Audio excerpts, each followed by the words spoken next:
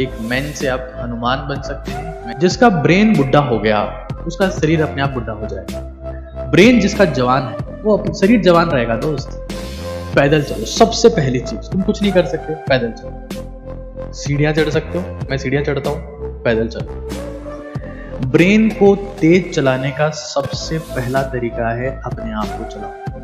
जब तक आप समझेंगे नहीं कि चीजें काम कैसे करती है तो आप कभी इनका बेहतर इस्तेमाल नहीं कर पाएंगे। AK-47 को डायरेक्ट ट्रिगर दबाना अगर आप सीख लिया तो आपको AK-47 चलाना नहीं आती। नमस्ते, गुड इवनिंग एवरीवन।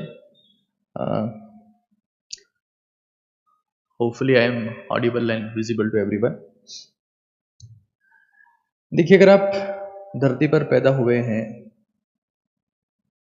और इस सेशन को देखे बिना मर गए तो शायद आप मैक्सिमम ह्यूमन कैपेबिलिटीज तक नहीं पहुंच पाएंगे। आप सभी को रक्षाबंधन की बहुत बहुत शुभकामनाएं। जीवन में आपके ऐसे कई त्योहार आते रहें और आप खुशी से अपना जीवन बिताते रहें।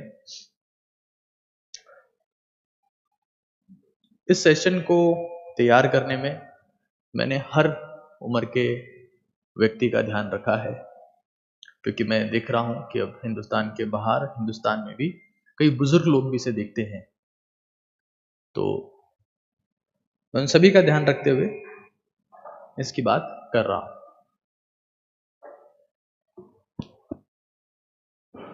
लेकिन ये सेशन आपकी हेल्प कर सकता है मैक्सिमम ह्यूमन कैपेबिलिटीज तक जाने में। जैसे एक मैन से आप हनुमान बन सकते हैं, एक मैन से आप सुपरमैन बन सकते हैं अगर आप इस सेशन का इस्तेमाल करते हैं तो। फिलहाल जहां तक आज हमारा मुद्दा है वो मुद्दा है माइंड और ब्रेन। इसको हम लोग समझने वाले हैं और मैं चाहूंगा कि आप चीजों को नोट डाउन करते हुए प्रोसीड करें, क्योंकि आज बहुत बहुत गहन चिंतन होने वाला है। एक ऐसी बातें आप सीखने वाले हैं, ऐसी समझ आप में विकसित होने वाली है जो शायद आपकी जिंदगी हमेशा के लिए बदल दे। आज हमारे पास में बहुत पावरफुल कंटेंट है जिसमें हम लोग कंट्रीज का IQ मेजर करने वाले हैं। उसके अलावा बहुत सारी रिसर्च के साथ में मैं आपके सामने कंटेंट को रिप्रेजेंट करने वाला हूं। ये मैं आउटव्यू आपको दे देता हूं। ये सब आज हम लोग डिस्कस करने वाले हैं। खैर, ब्रेन और माइंड को समझने की शुरुआत करते हैं। तो होपफुली आप सभी लोग एक्साइटेड होंगे और इस सेशन को रील्स की तरह ट्रीट ना करें। अगर आपको लगता है कि रील्स से आपको सब ज्ञान मिल जाता है तो उस केस में आप इस सेशन छोड़ सकते हैं, क्योंकि मुझे इस सेशन को तैयार करने में 30 दिन का समय लगा है। आप चाहें कि मैं 3 मिनट में आपको समझा दूं, वो संभव नहीं होगा। ब्रेन और माइंड की हम लोग बात करने वाले हैं। थोड़ा सा इसको मैं ठीक कर लेता हूं, इसको मैं ब्रेन और माइंड की जगह माइंड और ब्रेन लिखता हूं तो ज्यादा ठीक रहेगा। Mind and brain. 90% लोग ऐसे हैं जिनको शायद अभी तक इनके बीच में डिफरेंस भी नहीं पता होगा कि माइंड क्या होता है और ब्रेन क्या होता है। देखिए, ब्रेन जो है वो एक फिजिकल एग्जिस्टेंस है।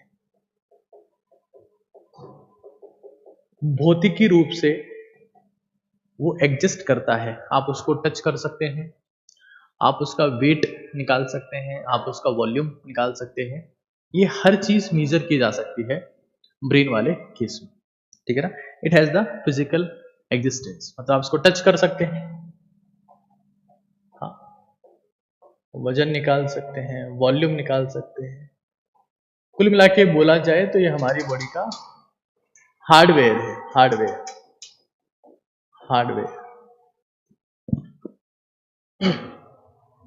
कई लोग का मिसकंसेप्शन होता है कि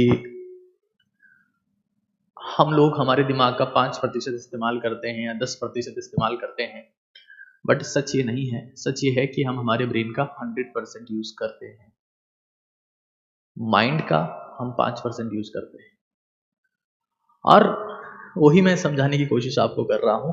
तो अगर आप इस गलतफहमी में हैं कि आपका दिमाग यानी ब्रेन वो 5% यूज होता है, तो ऐसा नहीं है, 100% इज यूज्ड। पुराने समय में कुछ मैगजीन्स ने छाप दिया था, कुछ उन मैगजीन्स को पढ़ के कुछ एक साइंटिफिक इन्फ्लुएंसर ने उस वक्त मीडिया में ऐसी बात कह दी, और उसके बाद में ये भ्रांतियां फैल गई कि हम लोग हमारे ब्रेन का 5% यूज करते हैं, 10% यूज करते हैं। ये सब मिसकॉन्सेप्शन है, सच्चाई नहीं है, ठीक है ना। ये 5-10% वाली बातें जो है कि 5% 10%, ये प्योर मिसकॉन्सेप्शन है, भ्रामक जानकारी है। आप इन सब तथ्यों से दूर रहें।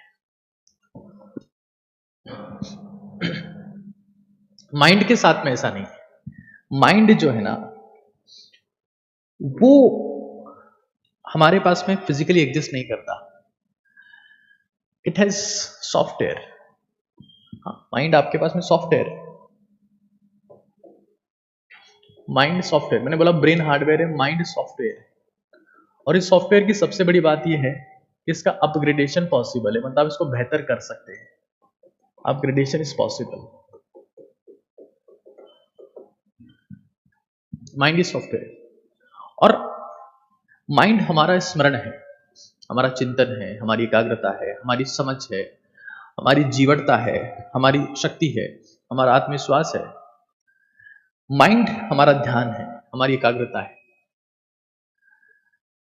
तो हमें यह समझना पड़ेगा दैट माइंड जो है is a software, and mind is about psychology. Mind is about psychology. जब आप माइंड की बात करते हैं तो आप साइकोलॉजी की बात करते हैं। Mind is psychological term, brain is neurological term. तंत्रिका विज्ञान की बात है, ब्रेन इज न्यूरोलॉजिकल। न्यूरोलॉजिकल यानी कि तंत्रिका विज्ञान की जब बात करते हैं तो हम ब्रेन की बात करते हैं। और यह बहुत बड़ा सच है कि हम लोग हमारे माइंड का 5% इस्तेमाल करते हैं। ये बहुत बड़ा सच है। मैं इसी इस्तेमाल के बारे में बात कर रहा था। ये बहुत बड़ा सच है कि हम लोग हमारे दिमाग का बहुत कम इस्तेमाल करते हैं, और कुछ तकनीक ऐसी होती है जिसके माध्यम से आप इसका इस्तेमाल बढ़ा सकते हैं। तो मैं फिर आपको बता दे रहा हूं कि आपकी मेमोरी यानी आपकी स्मरण शक्ति, आपकी चिंतन की क्षमता, आपकी एकाग्रता, आपका ध्यान यानी आपका फोकस, आपका कंसंट्रेशन, आपकी मेमोरी, ये सब माइंड है। देखो, ये आपको जेनेटिक्स में मिलता है, ये आपको जीन में मिलता है, ब्रेन आपको जीन में मिला हुआ है। माइंड कल्टीवेट होता है।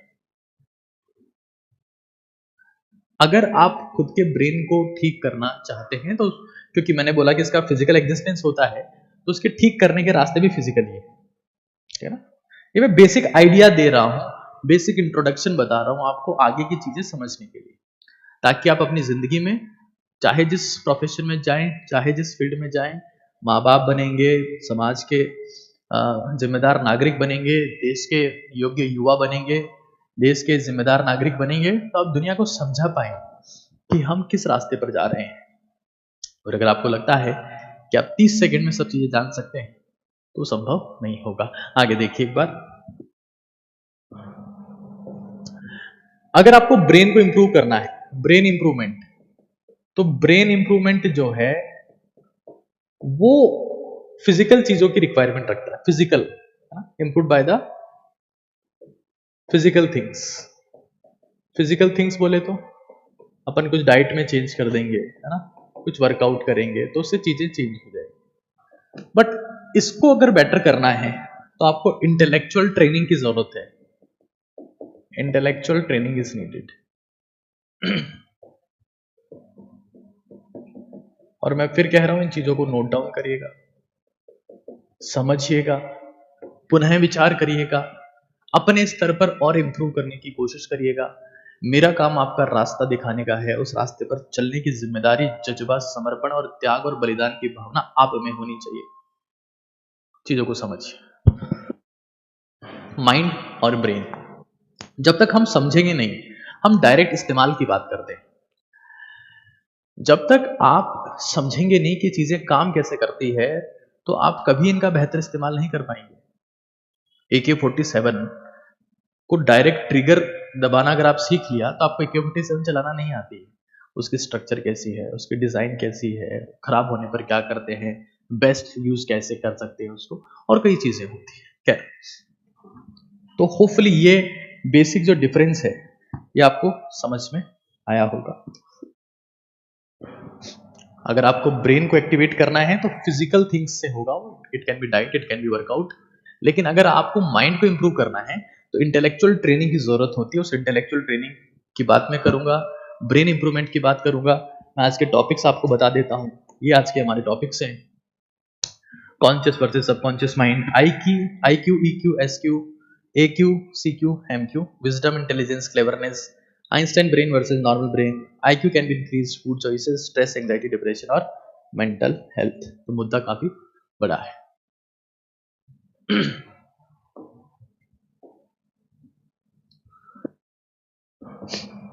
सबसे पहले हम लोग समझते हैं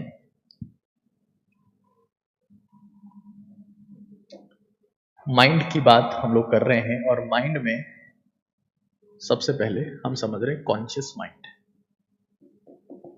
कॉन्शियस माइंड यानी कि चेतन मन, चेतन मन।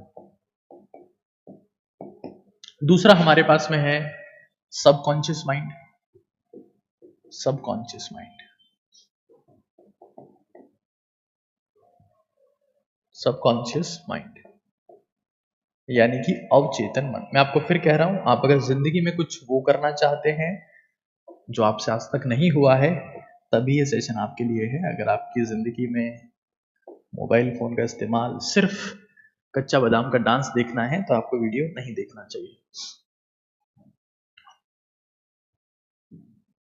कॉन्शियस माइंड है, सबकॉन्शियस माइंड हमारे पास में, और वन बाय वन हम इनको समझेंगे। उसके बाद हम लोग ब्रेन की बात करेंगे, ब्रेन डेवलपमेंट की बात करेंगे, फंक्शनलिटी की बात करेंगे, ब्रेन क्वोशंट की बात करेंगे। कई मुद्दे हमारे पास में डिस्कस करने के लिए।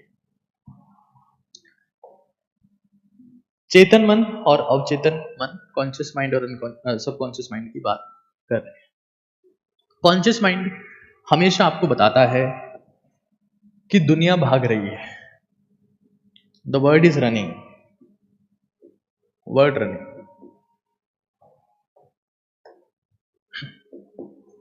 दुनिया भाग रही है, और ये हमेशा आपको कहती है कुछ कर, तो ये आपको ह्यूमन डूइंग बनाता है, ह्यूमन डूइंग। अच्छा, एक बात बता देता हूं, जब हम भगवत प्राप्ति की बात करते हैं तो हम ऐसी बात करते हैं कि ईश्वर हमारे साथ में, ईश्वर की कृपा है, ईश्वर का चमत्कार है, ईश्वर का योगदान है, नया आविष्कार है, नोबेल प्राइज है, कुछ ऐसी बात जो आज तक नहीं हुई, जिसको हम ईश्वर को श्रेय देते हैं। अच्छी बात है, उस श्रेय हमने ईश्वर को दिया, बट वो सबकॉन्शियस माइंड का कमाल होता है। That is the work of the subconscious mind. तो ये कहता है कि भागो, दुनिया, life is a race, come on, do it, do it. ये कहता है नहीं नहीं नहीं नहीं, लाइफ इज रेस, सब मेरे हाथ में। ये कहता है कि नहीं, कोई नहीं भाग रहा है, it's all about human being, human being. ये कहता है कि दुनिया क्या है, भाड़ में जाने दो, तुम क्या हो, तुम क्या, हु यू आर। तो ये ह्यूमन डूइंग नहीं, ह्यूमन बीइंग की बात करता है, तुम खुद क्या हो।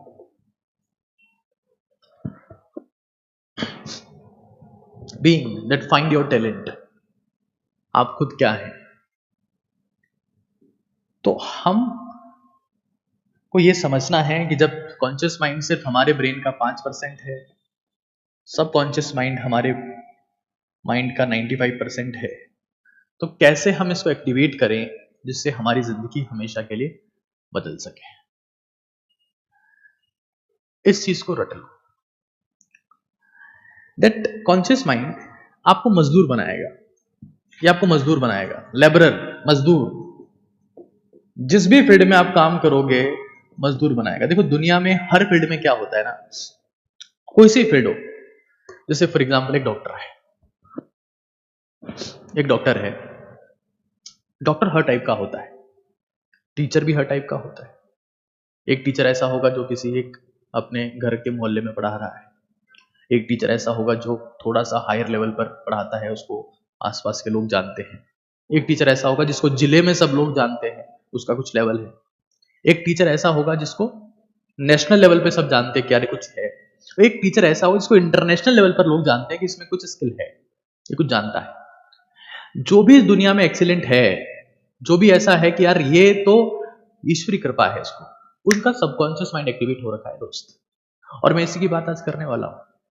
जो भी एक्सट्रीम है, जो भी ऐसा है, बादशाह है अपने फील्ड का, king, the don of his field, the king, मतलब ऐसा है कि यार उसका ऐसा कोई नहीं है, क्योंकि उसकी काम में समर्पण है, काम में पूरा कंसंट्रेशन है। मैं उसी की बात आज करने वाला हूं। दैट ये आपको अपने फील्ड का मजदूर बनाएगा। क्या कि मुझे खर्चा निकालना है और किस्तें भरनी है, ये मेंटेलिटी आपको देता है कॉन्शियस माइंड, किस्तें भरनी है बस। लेकिन ये आपको अपने फील्ड का बादशाह बनाता है, the king of your field. ये सबकॉन्शियस माइंड बादशाह बनाएगा कि आपके जैसा कोई नहीं है, आप ग्रेटेस्ट हैं, आप लेजेंड हैं, और ये हर फील्ड में है दुनिया में। जैसे मान लो कोई इंसान क्रिकेट खेलता है, तो एक वो है जो अपने घर के बाहर की गली में क्रिकेट खेल रहा है, घर के बाहर की गली में क्रिकेट खेल रहा है, और दूसरा वो है जो अपने आसपास के गांव तहसील में खेलता है, एक वो है जो जिले में क्रिकेट खेलता है, एक वो है जो स्टेट लेवल पे क्रिकेट खेलता है, एक वो है जो नेशनल लेवल पे क्रिकेट खेलता है, एक वो है जो इंटरनेशनल लेवल पे क्रिकेट खेलता है। ये डिफरेंस है, इनमें कुछ ना कुछ एक्टिवेशन का डिफरेंस है, ये थॉट प्रोसेस का डिफरेंस है, स्किल का डिफरेंस तो है ही, थॉट प्रोसेस का डिफरेंस है। एक ने मान रखा है कि मुझे आगे बढ़ना है, वो क्या डिफरेंस है वो मैं आपको समझा रहा हूं। तो अब हमें समझना है कि क्या है ये सबकॉन्शियस माइंड, कॉन्शियस माइंड। ये कहता है, देखो कॉन्शियस माइंड, सबकॉन्शियस माइंड पे बहुत सारी किताबें लिखी गई, लेकिन शायद ही कोई किताब को समझा पाई। और मैं वही चीजें बहुत सिंपल फॉर्मेट में आपको समझाने की कोशिश कर रहा हूं। कॉन्शियस माइंड कहता है कि सक्सेस अर्जेंसी, सक्सेस अर्जेंसी, जल्दी सक्सीड होना है, जल्दी जल्दी कुछ ना कुछ करो। जैसे बोलेगा कि भाई भैंस दूध देती है, दूध से अपन दही जमाते हैं, दही को भिगोते हैं, घी निकालते हैं, क्यों ना भैंस से सीधा घी निकाल ले, अमीर बन जाएंगे, भैंस सीधा घी दे रही है। ऐसे आपको फुलिश आइडियाज देगा ना, जो दुनिया में काम ही नहीं कर रहे हैं। ये काम कॉन्शियस माइंड का है, अर्जेंसी, जल्दी करो जल्दी करो, फुलिश आइडियाज देगा, बिल्कुल बेकार आइडियाज, इनका काम ही नहीं करते, भैंस से घी निकाल लो सीधा, है ना, नॉन एग्जीक्यूटिव आइडियाज। जैसे एक टाइम ऐसा था, क्षमा करिएगा मुझे, बट मैं वो यूज कर रहा हूं, मैं किसी पॉलिटिकल पार्टी के अगेंस्ट में नहीं हूं। राजीव गांधी ने कहा था कि अगर लाल मिर्च बहुत महंगी बिकती है, लाल मिर्च अगर बहुत महंगी बिकती है, तो किसान हरी मिर्च क्यों बोते हैं, सीधी लाल ही उगा ले। अब उन्हें कौन समझाए कि पहले जब उगाते हैं तब हरी होती है, समय के साथ साथ वो लाल होती है। तो ऐसी बातें ये आपको परोसता है, भैंस से सीधा घी निकालो, इसका ये गोल है कि जल्दी पैसा कैसे बनाया जाए। और ये लोग मजदूर बन के मर जाते हैं। आपको पता है ना, इस दुनिया में सबसे जल्दी पैसा मजदूर को मिलता है। कोई भी इंसान मजदूरी करता है, उसको हर शाम को पैसा मिल जाएगा। हाँ, लेकिन जो लॉन्ग टर्मल्स होते हैं, मान लो कोई साइंटिस्ट लोग हैं जो बहुत लंबे समय से काम कर रहे हैं, सर्वाइव कर रहे हैं, 50-60 साल काम करने के बाद they win the Nobel prize, जो दुनिया को बदल देता है। ये अर्जेंसी की बात करता है। लेकिन हमारे पास में जो सबकॉन्शियस माइंड है, ये कोई थॉट नहीं देगा, कोई थॉट नहीं देगा। इसकी खासियत है, कोई थॉट नहीं देगा आपको, कोई आइडिया नहीं देगा, कोई आइडिया नहीं देगा, नो आइडिया, कोई प्लान आपको नहीं देगा, कुछ नहीं देगा। लेकिन जो आप सोचेंगे उसको सच कर दिखाएगा, और फिर आप कहेंगे कि आपको भगवत प्राप्ति हो गई है, आपको ईश्वर मिल गया है। लेकिन सच में वो खेल आपके सबकॉन्शियस माइंड ने किया था। अब मैं आपको चीजें समझाने वाला हूं, है ना। ये कोई थॉट नहीं देता है, कोई आइडिया नहीं देता है, कोई प्लान नहीं देता है। जो सोचा, ये सिर्फ सोच को सच में बदलता है, सोच को सच में। That is your subconscious mind. सोच को सच में, what ever you think it will make it true. इसको फर्क नहीं पड़ता कि आपने क्या सोचा, लेकिन जो भी सोचा वो घटिया से घटिया हो सकता है। कि आपने सोचा कि मुझे टीबी हो जाएगी, उसको भी सच बदल देगा। हाँ, और आपने सोचा कि मैं दुनिया में सबसे पावरफुल बन गया, उसको भी सच कर देगा। तो हमें ये समझना है that conscious mind is stupid, ये आपसे कहेगा देख तू बेवकूफ है, तू रेस हार रहा है, you are losing race, you are losing race, you are loser, you are loser, तू खत्म है, तू हारा हुआ है, तेरी कोई औकात नहीं है। लेकिन ये कहता है कि नहीं नहीं नहीं नहीं, you are God, you are godly, तुम भगवान का अंश हो, तुम ईश्वर हो, तुम अमेजिंग हो, तुम बेस्ट हो। ये इसकी मेंटेलिटी है, सबकॉन्शियस माइंड। तो हम लोग जो लोग कॉन्शियस माइंड के कंट्रोल में है ना, वो ज्यादातर वो लोग होंगे जो डिप्रेशन में चले जाएंगे, स्ट्रेस में, एंग्जाइटी में, फ्रस्ट्रेशन में चले जाएंगे और अपने आप को खत्म कर लेंगे, बिकॉज दे डोंट नो कि सबकॉन्शियस माइंड का यूज कैसे करना है। 5% है कॉन्शियस माइंड, लेकिन 99% लोग इसी दिमाग के साथ में जीते हैं और इसी के साथ में मर जाते हैं। ये 95% है, लेकिन दुनिया में मात्र 1% लोग इस्तेमाल कर पाते हैं, 1%, और मैं आपको वही सिखा रहा हूं। मेरी कोशिश यह है कि हिंदुस्तान को ओजस्वी, तेजस्वी, तपस्वी बनाया जाए। मेरी कोशिश यह है कि हिंदुस्तान में परिवर्तन लाया जाए। मुझे पता है कि यही सब चीजें करने के लोग लाखों रुपए लेते हैं। I am doing all this free, क्योंकि मुझे दुनिया में बदलाव लाना है, हिंदुस्तान को बदलना है। चीजों को ध्यान से समझिए। ये कहता है कि यू आर लूजिंग रेस, तेरी कोई औकात नहीं है। ये कह रहा है कि तू महान है, तू गॉडली है, तू ईश्वर है, तू सब कुछ है। जब हम लोग कॉन्शियस माइंड की बात करते हैं तो ये वर्कर माइंडसेट आपको देता है। हाँ, कि दुनिया में रहना है तो काम कर प्यारे, हाथ जोड़ सबको सलाम कर प्यारे, वरना ये दुनिया जीने नहीं देगी, खाने नहीं देगी, पीने नहीं देगी। दुनिया में रहना है तो काम कर प्यारे, हाथ जोड़ सबको सलाम कर प्यारे।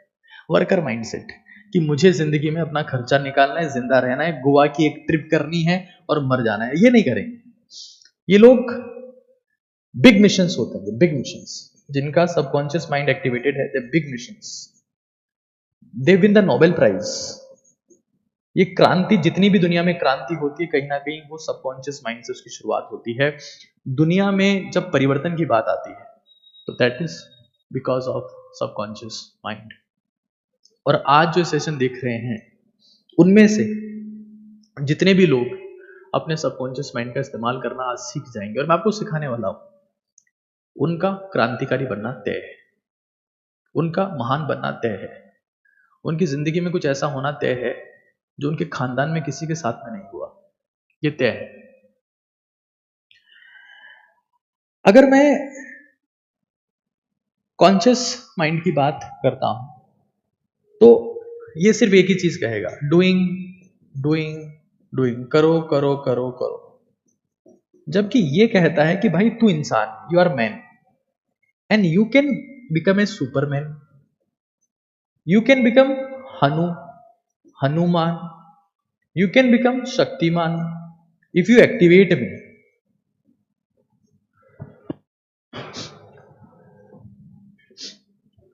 राम जी की सहायता करने के लिए जब कोई नहीं था तो हनुमान जी लंका गए।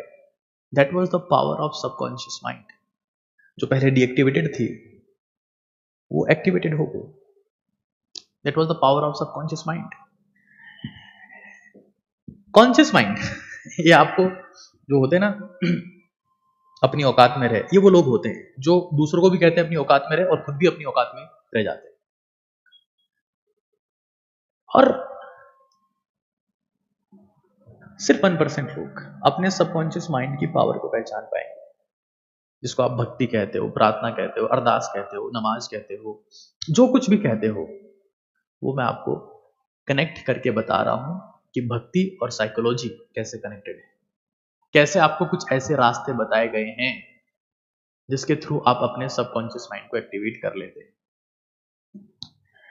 कॉन्शियस माइंड क्या करेगा, कुछ थॉट्स को क्रिएट करेगा कि यार चलो भाइयों गोवा चलते हैं, है ना, create the thoughts, create thoughts कि भाई गोवा चलते हैं, गोवा चलते हैं। और थॉट क्रिएट करेगा, कैंसिल करेगा, नहीं नहीं गोवा की ट्रिप नहीं हो पाएगी, नहीं नहीं नहीं नहीं, पापा ने मना कर दिया, नहीं नहीं हमारी औकात नहीं है, नहीं नहीं नहीं, कैंसिल कैंसिल, गोवा कैंसिल।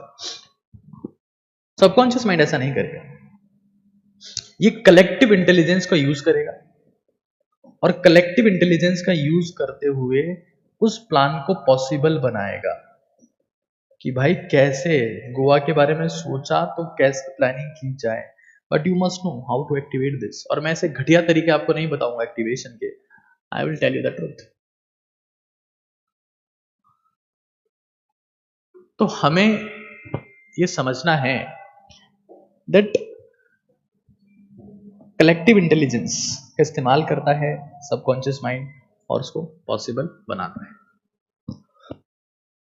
मैं आपको फिर कह रहा हूं कि जिन लोगों ने अपने सबकॉन्शियस माइंड को एक्टिवेट किया है वही लोग अपनी जिंदगी में आविष्कार करते हैं, चमत्कार करते हैं और कुछ ऐसा करते हैं जो आज तक नहीं हुआ है। एक और इंटरेस्टिंग बात है, सबकॉन्शियस माइंड और कॉन्शियस माइंड तब चलता है जब आप अवेक है, आप जग रहे हैं, when you are not sleeping, awake। लेकिन सबकॉन्शियस माइंड कब काम करता है? How to activate the subconscious mind? क्या आप इसके बारे में जानना चाहते हैं? क्या आप ईश्वर से सीधा कनेक्ट करना चाहते हैं? क्या आपको गॉडली पावर से सीधा जुड़ना चाहते हैं जिससे आपकी जिंदगी में वो सब चीजें होने लग जाए जिसकी आपने कभी कल्पना नहीं की थी? तो I am gonna tell you, knowing your subconscious mind is knowing your potential. That is very important. इस बात को समझ लीजिएगा आप लोग, that if you know your subconscious mind, you know your true potential, कि तुम्हारी औकात क्या है, वरना दुनिया तुम्हारी औकात डिसाइड करती रहेगी दोस्त। This is true potential। दुनिया बोलेगी नहीं, तेरी औकात चपरासी बनने की है। But once you know the true potential, you activate your subconscious mind and you become something legend। तो मैं सबकॉन्शियस माइंड को एक्टिवेट करने वाली चीजें आपको बता रहा हूं, that how you can activate your subconscious mind. Activation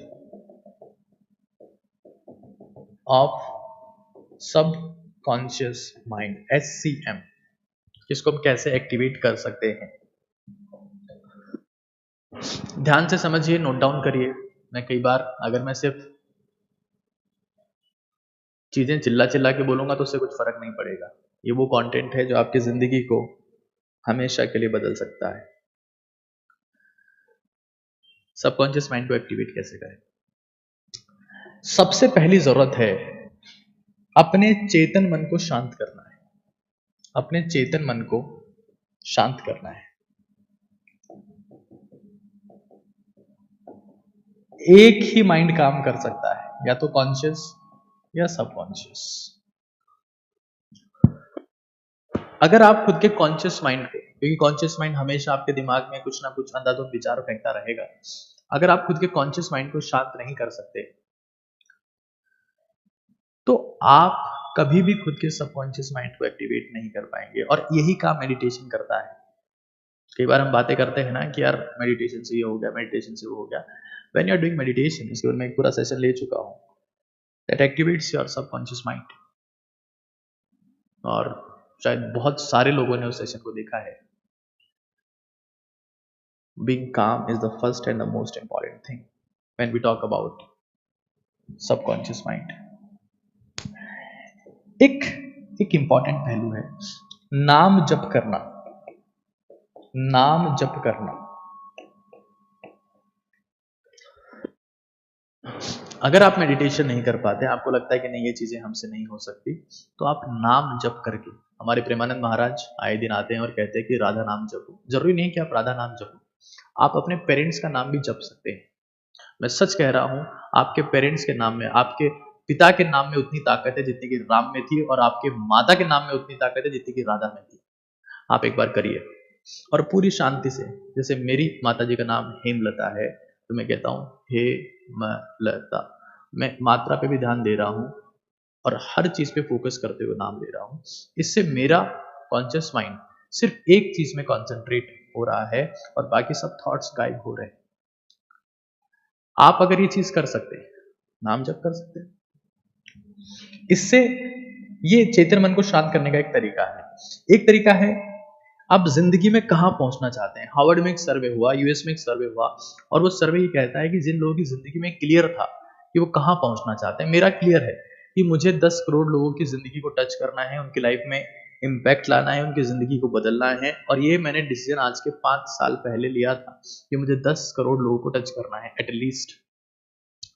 अगर आपकी जिंदगी में विजन बोर्ड है, मुझे कहां पहुंचना है, आपका विजन क्लियर है कि मुझे न्यूरोसर्जन बनना है, मुझे 10,000 लोगों के हार्ट का ऑपरेशन करना है, मुझे आईएएस बनना है, मुझे पॉलिटिशियन बनना है, मुझे आर्मी में जाना है, मुझे रोनाल्डो जैसा बनना है, मुझे समाज का एक जिम्मेदार नागरिक बनना है, मुझे बुजुर्ग होने पर अपने आसपास के जनता को जागरूक करना है, उनको जिंदगी के बारे में समझाना है, मुझे सिर्फ कुछ नहीं करना, जो बेसहारा है, जो असहाय है, जो कमजोर है, जो गरीब है, उनकी मदद करनी है। एक मिशन आपका क्लियर होना चाहिए। जब मिशन आपका क्लियर हो जाता है तो सबकॉन्शियस माइंड आपको आइडियाज देने लगता है। और ये हवा में नहीं होना चाहिए, इट मस्ट बी रिटन, लिखा हुआ होना चाहिए। आपको पढ़ना लिखना क्यों सिखाया गया है? पढ़ना लिखना इसीलिए सिखाया गया है ताकि आप खुद के सबकॉन्शियस माइंड को एक्टिवेट कर पाए। लिखने से आपका सबकॉन्शियस माइंड एक्टिवेट होता है। अगर मैं चीजें लिख रहा हूं तो सब चीजें मेरे दिमाग में भी जा रही है। ये काम हवा में संभव नहीं था। You must have very clear cut defined vision board कि मुझे कहां तक पहुंचना है। और जब वीडियो खत्म होगा तो मैं आपसे चाहूंगा कि आप बहुत क्लियर कट ये लिखें। एक ने सवाल पूछा कि डे ड्रीमिंग और सबकॉन्शियस माइंड में क्या अंतर है, जो हम ख्याली पुलाव बनाते हैं। देखिए, ख्याली पुलाव बनाइए लेकिन परोसिए मत। आप परोस देंगे उसको तो लोग आपकी खिल्ली बनाएंगे, फिर आपको डिस्ट्रैक्ट कर देंगे, फिर आपको वो बार बार उकसाएंगे, जिससे आपका वापस कॉन्शियस माइंड ज्यादा एक्टिवेट होगा। ख्याली पुलाव बनाओ, परोसो मत। और डे ड्रीमिंग का मतलब ये होता है कि आप कोई मूवी देख के आए तो आपको शाहरुख खान बनना है, चेन्नई एक्सप्रेस देख लिया तो शाहरुख खान बनना है, हेलीकॉप्टर शॉट देख लिया तो धोनी बनना है, कवर ड्राइव देख लिया तो विराट कोहली बनना है, स्पीच देख लिया तो मोदी बनना है, इसरो ने लॉन्च कर दिया चंद्रयान 3 तो आपको साइंटिस्ट बनना है। It must be clear cut कि मुझे यही बनना है, मेरा भी समय आएगा, मैं मेहनत कर रहा हूं, मेरा टारगेटेड फोकस सिंगल पॉइंटेड गोल है कि मुझे ही बनना है। It must be defined. और ये नहीं है तो आप कुछ नहीं कर पाएंगे। आप जिंदगी के जिस फील्ड में हैं एक फिक्स करो कि मुझे ये बनना है। मैंने फिक्स किया था कि मुझे 10 करोड़ लोगों को टच करना है। अब वो किसी भी माध्यम से हो सकता है, चाहे मैं किताबें पहुंचाऊं, चाहे मैं अपनी बात पहुंचाऊं, चाहे मैं अपना भाषण पहुंचाऊं, लेकिन मैं उनकी जिंदगी को इंप्रूव करना चाहता हूं। मैं हिंदुस्तान को बेहतर करना चाहता हूं, मैं युवाओं की जिंदगी को ठीक करना चाहता हूं। ये फिक्स है, इससे फर्क नहीं पड़ता है। ये गोल मस्ट बी क्लियर। आप हर दिन किसी को देख के अगर इन्फ्लुएंस हो रहे हैं तो आप कहीं नहीं पहुंच पाएंगे। और सिर्फ विजन बोर्ड से कुछ नहीं होगा। कई बार ऐसा बोल दिया जाता है कि आपको जिंदगी में ये चाहिए, इसको लिखो, इसको सोचो, सुबह शाम इसकी बात करो। सिर्फ इससे कुछ नहीं होगा। आपको हर दिन ये लिखना पड़ेगा। मैं हमेशा ये बात कहता रहा हूं और फिर ये सबकॉन्शियस माइंड तक बात पहुंच गई है that follow DWAR। DWAR। Even मैंने इसके ऊपर पूरी एक डायरी लिखी है, DWAR डायरी। मेरा थीम था, मेरा आइडिया था कि कैसे आपकी जिंदगी चेंज हो सकती है। हर दिन ये लिखो कि मेरा मिशन था, इसके लिए मैंने आज क्या किया, व्हाट आई डिड। आप खुद का रूटीन भी मेंशन कर सकते हैं, व्हाट आई विल, मैं कल क्या करूंगा। क्योंकि जिस इंसान को ये नहीं पता कि वो कल क्या करेगा, तो उसके सुबह उठने से या मर जाने से दुनिया को कोई फर्क नहीं पड़ता। आपको पता ही नहीं है कि आप सुबह उठकर क्या करेंगे, तो आपके नींद में मौत की संभावनाएं भी बढ़ जाती है। साइकोलॉजिकल रिसर्च है। A4 आपने क्या अचीव किया आज पूरे दिन में, क्या ऐसा किया। जैसे आज अभी आप सेशन देख रहे हैं तो आपने अचीवमेंट में लिख दिया कि मैंने आज ABK सर का ब्रेन और माइंड के ऊपर सेशन देखा है। बिकॉज ये अचीवमेंट है, वो नॉलेज है जो आपकी जिंदगी भर काम आए। रील्स आप एक बार देखते हैं फिर भूल जाते हैं, नई रील आ जाती है, नया जोक आ जाता है, नया मीम आ जाता है। बट ये नॉलेज वो है जो सस्टेन करेगी, क्योंकि आपने इसमें टाइम इन्वेस्ट किया है, वेस्ट नहीं किया है, स्क्रॉल नहीं किया है। तो टाइम इन्वेस्ट किया, तो आपने अचीव क्या किया और आपका रिग्रेट क्या है कि आपने ऐसा किया जो आपको नहीं करना चाहिए था। जब आप द्वार को फॉलो करते हैं तो दुनिया में कोई सा भी द्वार ऐसा नहीं है जो आपके लिए बंद हो। दुनिया का सारे द्वार, सारी पॉसिबिलिटी, सारी अपॉर्चुनिटी आपके लिए ओपन हो जाती है और आप जहां पहुंचना चाहें वहां पहुंच सकते हैं। अगर किसी को लगता है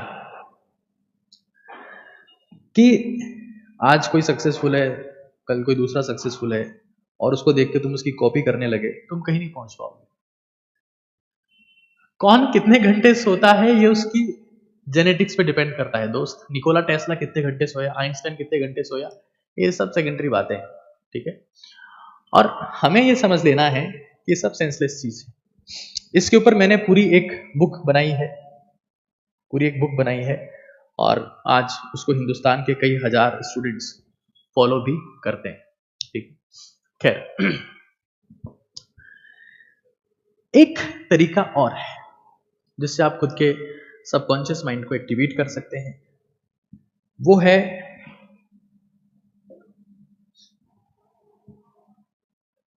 मेडिटेशन। बिकॉज ये आपको थॉटलेस बनाता है। जैसे आप थॉटलेस होते हैं, आप शांत होते हैं, आप शांत होते हैं, तो आप अपने सबकॉन्शियस माइंड को एक्टिवेट कर रहे होते हैं। आप अपनी जिंदगी में आप महसूस करते हैं कि आपकी लाइफ में चमत्कार होना शुरू हो जाते हैं। मैं हमेशा कहता रहा हूं, महेंद्र सिंह धोनी की क्रिकेटिंग स्किल्स विराट कोहली से बहुत कम है, बट फिर भी धोनी के पास में चैंपियनशिप ट्रॉफी है, T20 ट्रॉफी है, 50 ओवर्स वर्ल्ड कप ट्रॉफी है। क्यों? क्योंकि इंसान शांत है। और जैसे ही आप शांत हो जाते हैं तो आप जिंदगी में एक्सट्रीम तक पहुंच जाते हैं। शांत होना ही सबसे पहली शर्त है। देखो एक बात याद रखना, अगर मान लो कोई एक मूर्ति बेचने वाला है जो मूर्ति बेच रहा है, ठीक है, अब मूर्ति में अगर भगवान होता तो उसको बेचता ही नहीं, क्योंकि जब मूर्ति से उसको भगवान मिल जाता, 150 रुपये में, 200 रुपये में वो मूर्ति बेच रहा है, उसको पता है कि अगर इसमें भगवान होता तो वो भूखे नहीं मरता। मूर्ति में भगवान नहीं है, मूर्ति में आस्था है, भगवान की आस्था है कि इसमें ईश्वर है, इसमें मेरा ईश्वर है। और आस्था, आस्था किसी को भगवान बना सकती है, किसी को भी। और यही धर्म की एक खासियत है, विशेष तौर से सनातन धर्म की, कि वो हर किसी को भगवान मानता है। तो बहुत बड़ी साइंस है इसके पीछे। आस्था किसी को भी भगवान बना देता है। मैं ये कतई नहीं कह रहा हूं कि एक धर्म सर्वश्रेष्ठ है, क्योंकि दुनिया में कोई सा इंसान अगर ये कह रहा है ये धर्म श्रेष्ठ है तो उससे बड़ा बेवकूफ कोई नहीं हो सकता। खैर, जब आस्था होती है तो आस्था से कि यार ये हमारे ईश्वर है, उससे शांति आती है। और शांति से ही आपका सबकॉन्शियस माइंड एक्टिवेट होता है, और शांति से ही आपको लगता है कि आप भगवान के अंश हो। सबकॉन्शियस माइंड आपका एक्टिवेट हो गया, अब आप सीधा गॉड कनेक्शन सेट हो गया। गॉड कनेक्शन, आप जिस भी धर्म को मानते हो उसके साथ आपका सीधा कनेक्शन सेट हो जाता है। और इसलिए आप देखेंगे कि उन घरों में ज्यादा प्रॉस्पेरिटी रहती है, उन घरों में ज्यादा बेहतर चीजें होती है जहां पर शांति होती है। लेकिन जहां पर लोग बाग लड़ते रहते हैं, हमेशा भिड़ते रहते हैं, आपस में गाली गलौज करते हैं, चाहे वो कितने ही पढ़े लिखे क्यों ना हो, कितने अमीर क्यों ना हो, एक दिन उनका गरीब होना निश्चित है, एक दिन उनका बर्बाद होना निश्चित है, दरिद्र होना निश्चित है। तो हमें ये समझ लेना है हमारी जिंदगी में कि ईश्वर, गॉड, कभी भी किसी चादर से, किसी अगरबत्ती से, किसी प्रार्थना से, किसी फूल से, किसी पूजा से खुश नहीं होता। जब तक आप आरती, पूजा, प्रार्थना, अरदास करते वक्त शांत नहीं है, ईश्वर के लिए समर्पित नहीं है, आपका दिमाग ठंडा नहीं है, तब तक आपका सबकॉन्शियस माइंड एक्टिवेट नहीं होगा। और जब तक सबकॉन्शियस माइंड एक्टिवेट नहीं होगा तो मिरेकल नहीं होंगे, चमत्कार नहीं होंगे। चमत्कार का रास्ता सबकॉन्शियस माइंड से होकर गुजरता है। जैसे ही आपका गॉड कनेक्शन सेट हो जाएगा, you become the man of miracle. सिर्फ चमत्कार होंगे, सिर्फ चमत्कार,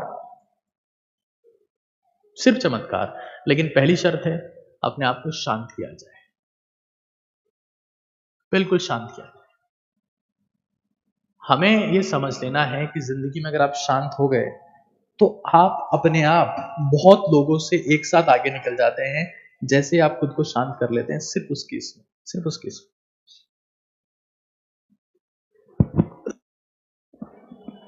और मैं फिर कह रहा हूं, लिखो। अगर तुमसे कुछ नहीं किया जा रहा है, आज मैं देखता हूं कि हर युवा सुबह से शाम तक, या युवा की बात छोड़ो, उनके पेरेंट्स भी एक ही काम कर रहे हैं, उनके पेरेंट्स भी सुबह से शाम तक स्क्रॉल कर रहे हैं, ये चीज वो चीज, वो हर रील नया थॉट देके जा रही है, वो हर सीन नया थॉट क्रिएट कर रहा है, वो हर फोटो नया सीन क्रिएट कर रही है। इंस्टाग्राम पे हम आदी हो चुके हैं, इसकी फोटो, उसकी फोटो, ये सीन, वो सीन, ये बीच, वो बीच, ये खाना, वो खाना। दिस इज डैमेजिंग और सबकॉन्शियस माइंड, जस्ट एक्टिवेटिंग और कॉन्शियस माइंड। तो मोबाइल फोन का कम इस्तेमाल करना, या एटलीस्ट एटलीस्ट क्योंकि मैं हमेशा कहता रहूंगी जिस भी इंसान को उड़ना है, जिसको उड़ना है, उसको अपने फोन को फ्लाइट मोड पर डालना पड़ेगा। चाहे वो 2 घंटे डाले, चाहे 1 घंटा डाले, चाहे आधा घंटा डाले, और उसमें वो सब करे जिससे वो अपनी गोल के, अपनी जिंदगी के करीब पहुंचता हो। फ्लाइट मोड में जिसको उड़ना है उसको करना पड़ेगा। मोबाइल का कम इस्तेमाल से आपका सबकॉन्शियस माइंड एक्टिवेट होता है। रट लो इस चीज को, आज शपथ लेके जाओ, आज शपथ लेके जाओ, ऐसे नहीं जाना है मुझे मोबाइल का इस्तेमाल कम करना है, क्योंकि मोबाइल आपके कॉन्शियस माइंड को एक्टिवेट करता है, और आप में जो ईश्वर है, जो आप में भगवान का अंश है, जिससे आपके जीवन में चमत्कार हो सकते हैं, उसको खत्म करता है मोबाइल को, क्योंकि वो आपको हाइपर एक्टिवेट करता है। और हाइपर एक्टिवेटेड इंसान कभी भी चमत्कार नहीं कर सकता, कभी नोबेल प्राइज नहीं जीत सकता, मिशन नहीं ला सकता, क्रांति नहीं कर सकता। Less mobile phone use, less mobile phone use. At least 1 घंटा स्विच ऑफ कर दो, उस वक्त नाम जप करो, लिखो कुछ, नाम जप नहीं होता तुम लिखो, और सिर्फ अपने पिताजी का नाम जप करो, माताजी का नाम जप करो, कुछ कंटेंट लिखो, अपना सपना लिखो, अपनी कल की प्लानिंग लिखो, कुछ नहीं, अपनी सांस पे ध्यान दे लो, मेडिटेशन करो, तुम ईश्वर बन जाओगे। तुम्हारी जिंदगी में वो चमत्कार होने लगेंगे जिसकी तुम्हें कभी उम्मीद नहीं थी, तुम्हें सपने में भी नहीं सोचा था कि यार ऐसा कैसे हो सकता है। और कुछ नहीं होगा ना, तुम्हारी हेल्थ ठीक हो जाएगी, क्योंकि इस दुनिया में ज्यादातर समस्या की जड़ है हरी, वरी और करी। हरी जल्दबाजी क्योंकि शांत नहीं है, वरी चिंता क्योंकि शांत नहीं है, करी खाने में कुछ भी अटरम शटरम खा ले क्योंकि शांत नहीं, कॉन्शियसनेस है ही नहीं, खत्म हो चुकी है। शांत जिस दिन हो जाएंगे, जिंदगी की आधी समस्या मिट जाएगी। तो हमें सबसे पहले ये बात समझ लेनी है कि सबकॉन्शियस माइंड को एक्टिवेट करने का रास्ता ये है। क्या मैं आगे चल सकता हूं? अगर आपकी आज्ञा हो तो अब हम थोड़ा सा ब्रेन की बात कर लेते हैं।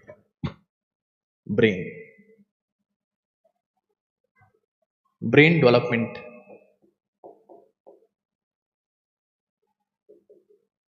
Brain development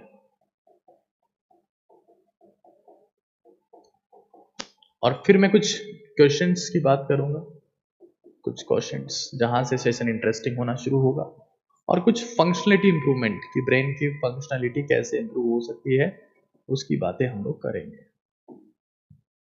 brain development. देखो मैं फिर एक और बात कह देता हूं आप लोगों को, दैट एक चीज रट लेना कि हमारे दिमाग में डेली बेसिस पर हमारा जो कॉन्शियस ब्रेन है, जिसके बारे में कह रहा था कि वो आपको घटिया आइडियाज देगा, फुलिश आइडियाज देगा, जल्दी पैसा कमाने की स्कीम देगा, करो करो करो, लाइफ इज रेस, भागो दौड़ो। आपके दिमाग में डेली बेसिस पर, लिख लेना इस चीज को, 70,000 थॉट आते हैं, 70,000, और उसमें से 50,000 नेगेटिव होते हैं। लेकिन अगर आप ये काम करते हैं तो आप उन 50,000 थॉट्स को रिड्यूस करते करते करते करते करते 10,000 पे भी ले गए तो आपकी बहुत सारी ऊर्जा, आपकी बहुत सारी चिंता, आपकी बहुत सारी एंजाइटी, बहुत सारा फ्रस्ट्रेशन, डिप्रेशन खत्म हो जाएगा। आप प्रेजेंट में रहकर फोकस्ड होकर काम कर पाएंगे और उसी वक्त आपकी जिंदगी में चमत्कार होना शुरू हो जाता है। सबकॉन्शियस माइंड को एक्टिवेट करने का मतलब यह है कि आपकी कॉन्शियस माइंड की जो नेगेटिविटी है उसको एलिमिनेट करना है। जितने भी आपके सवाल आप बीच बीच में पूछते हैं, मैं उनके जवाब लास्ट में दूंगा, आप चाहे कितना भी पूछ लीजिए। मैं फोकस्ड होकर कोई सेशन लेता हूं, मेरी जिंदगी में समर्पण और एकाग्रता एक्सट्रीम पर है। जब मैं आपके सामने आता हूं तो मैं आपके लिए एकाग्रचित हूं, मैं बीच बीच में जवाब नहीं दूंगा, आखिर में सबके जवाब दूंगा। पूरा फोकस से चीजों को सुनिए।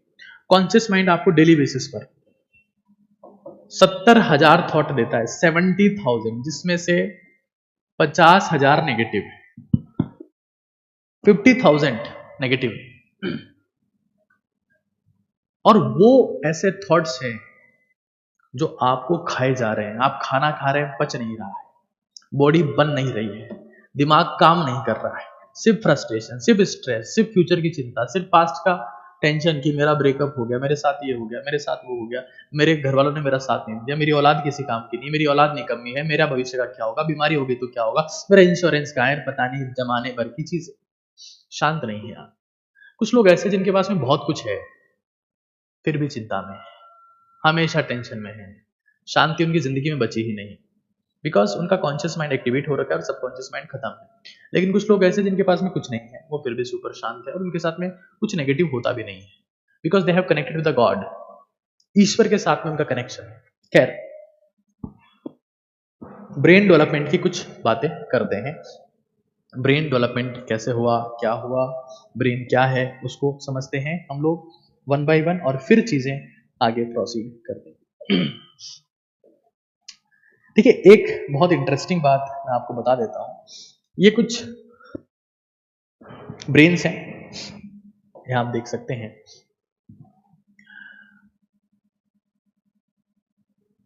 कैपिबरा एक प्राइमेट चूहा है, उसका ब्रेन है 48 ग्राम के आसपास का होता है। मकाका रीसस एक बंदर है, रीसस मकाका, 698 ग्राम का उसका ब्रेन होता है, सॉरी 69 ग्राम का, 69.8 ग्राम का, माफ करिएगा। गोरिल्ला होता है 377 ग्राम का उसका ब्रेन है। ये ह्यूमन ब्रेन है जो तकरीबन 1232 ग्राम का होता है। आजकल के इंसानों का जो ब्रेन है ये एवरेज निकाला गया है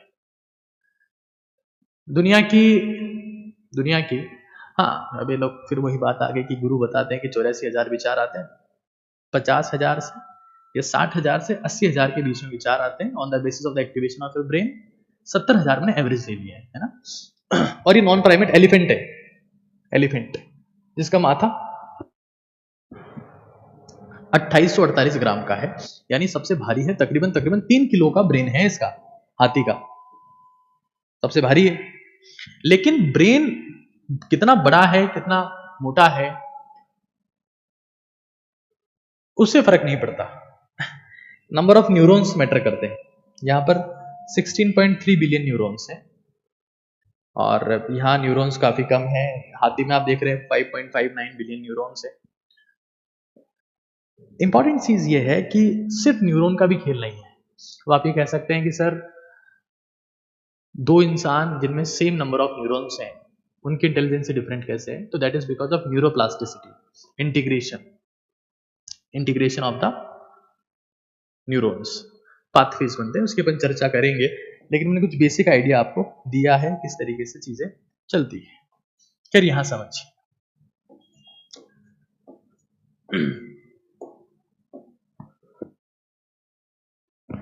ब्रेन डेवलपमेंट। देखिए, ब्रेन डेवलपमेंट में दो मुद्दे बहुत पावरफुल हैं। जो ब्रेन का डेवलपमेंट हुआ है,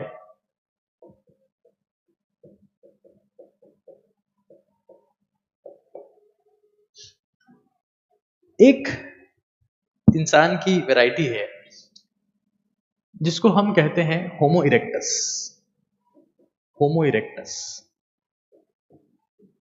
होमो इरेक्टस और एक है फूड।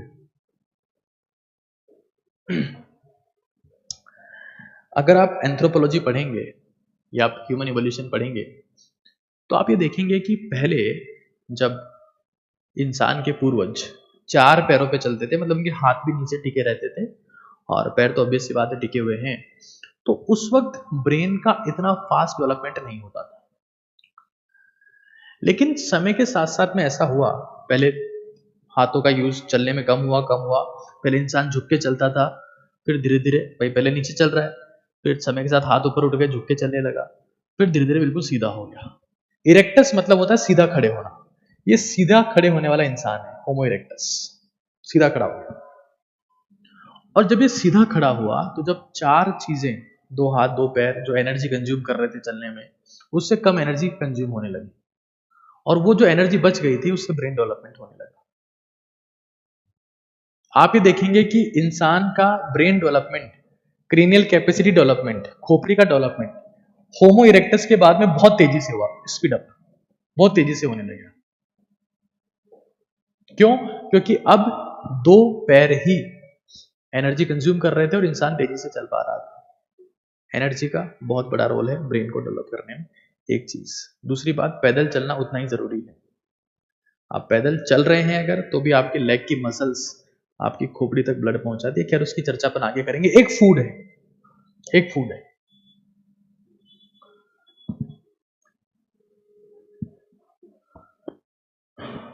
बहुत इंपॉर्टेंट मुद्दा है फूड। इंसान को जब पका हुआ भोजन मिला, कुक्ड फूड, कुक्ड वन। देखो, हमारे शरीर में 2 ऑर्गन्स ऐसे हैं, एक हमारा पेट और एक हमारा दिमाग, जो सबसे ज्यादा एनर्जी कंज्यूम करते हैं। सबसे ज्यादा एनर्जी कंज्यूम करने वाले दो ही ऑर्गन हैं, एक हमारा पेट और एक हमारा दिमाग।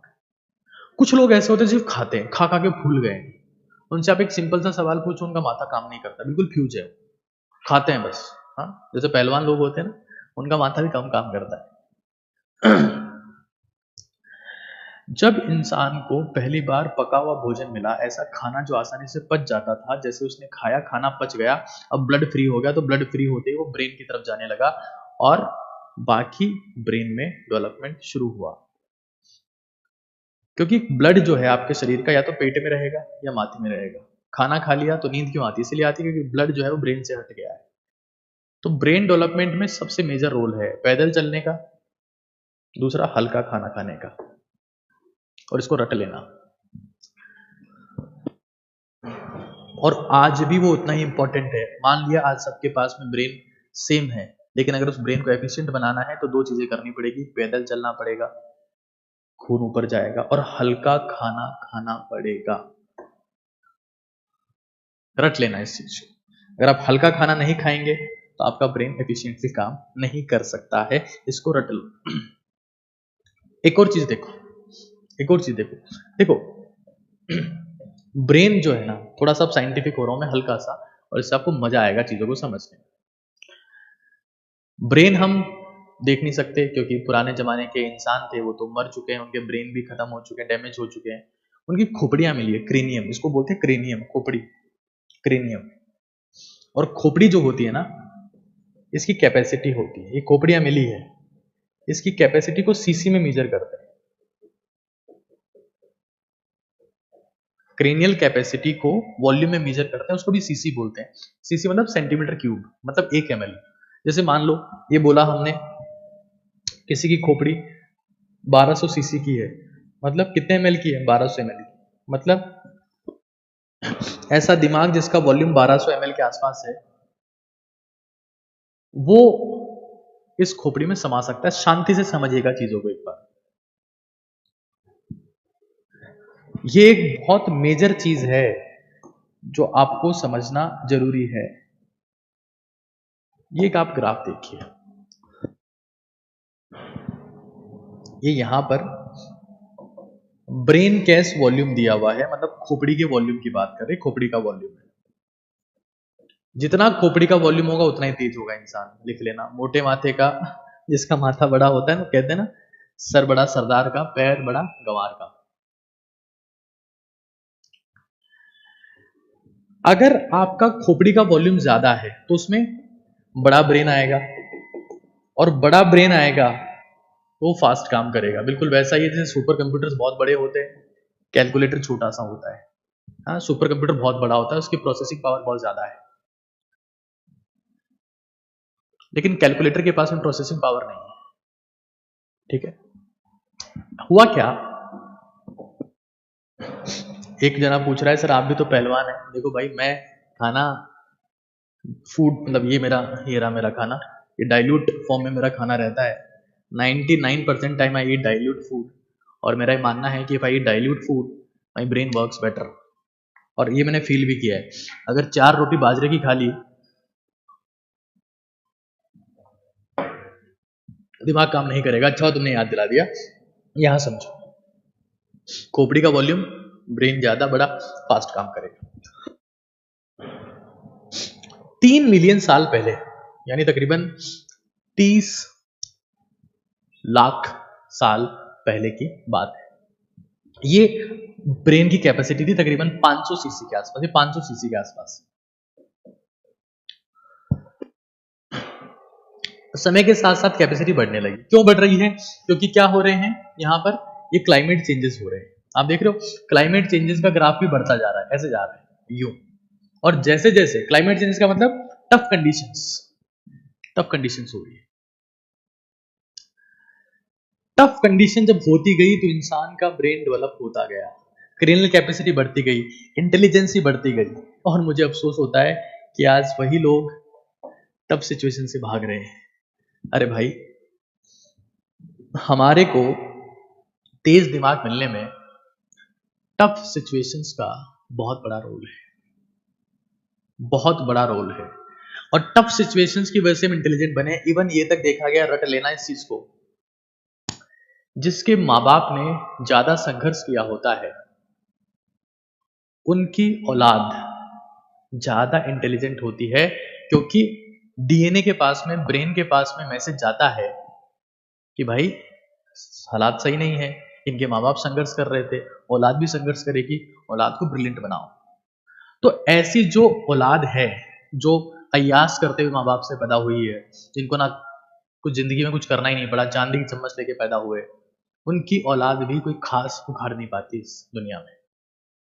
तो ये जब करेनल कैपेसिटी क्यों बढ़ रही है, ये क्लाइमेट चेंजेस आ रहे हैं, संघर्ष बढ़ रहा है, खोपड़ी का वॉल्यूम बढ़ा, खोपड़ी का वॉल्यूम बढ़ा, ब्रेन बढ़ा हुआ, और ये ऐसा ब्रेन था जो फास्ट काम करने लगा, तेजी से काम करने लगा।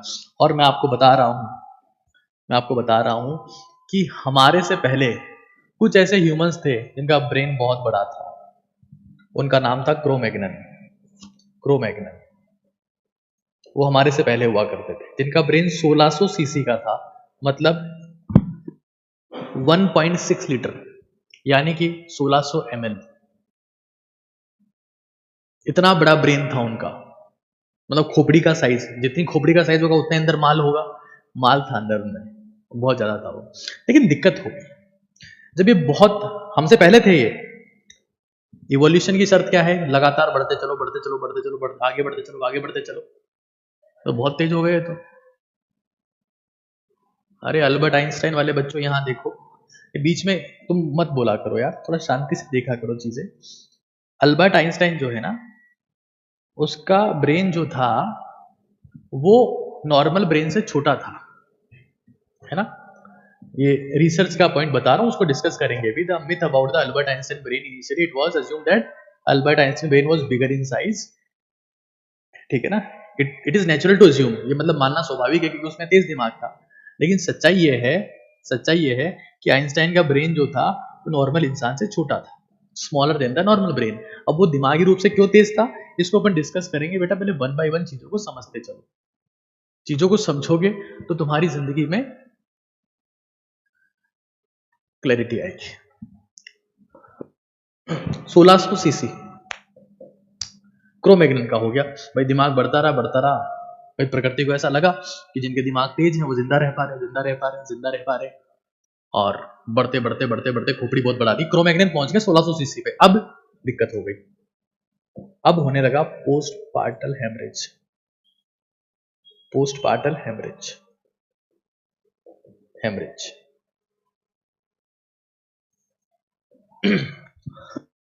आपको पता है जब किसी बच्चे की डिलीवरी होती है तो डिलीवरी में पहले खोपड़ी बाहर आती है।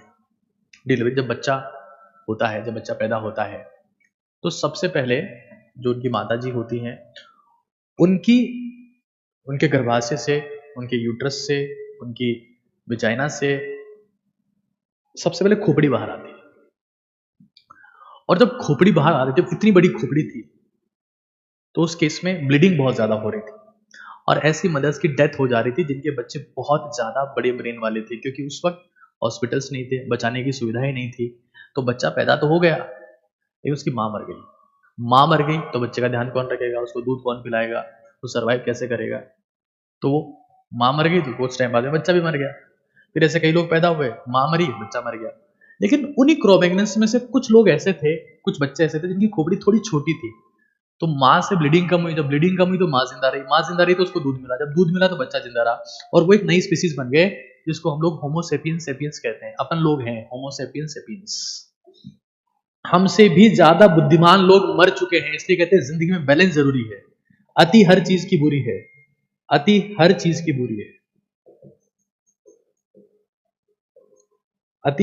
बुरी है, मतलब खोपड़ी बहुत बड़ी हो गई, ब्रेन बहुत बड़ा हो गया, लेकिन फिर भी मर गए, ठीक है ना, just because of human evolution.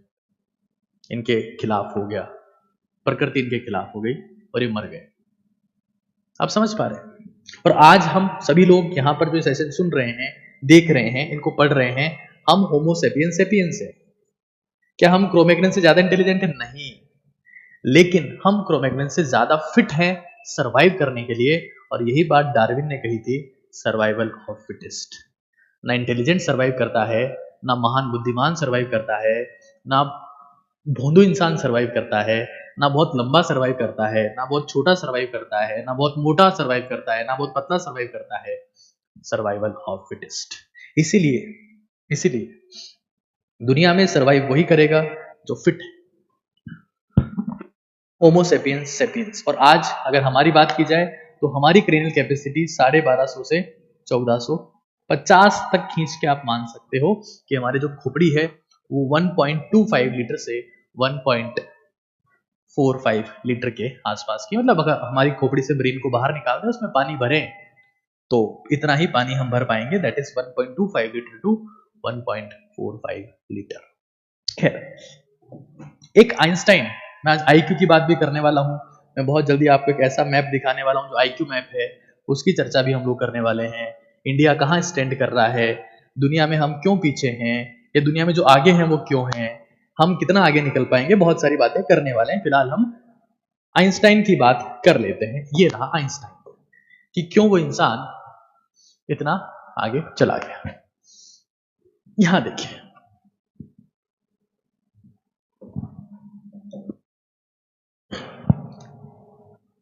Einstein के ब्रेन में, आइंस्टाइन का ब्रेन एक रिसर्च का मुद्दा था, क्योंकि आइंस्टाइन ने कुछ ऐसा किया था, he was the greatest ever theoretical physicist, जो शायद ब्रह्मांड को समझ पाए, कम्युनिकेट कर पाए।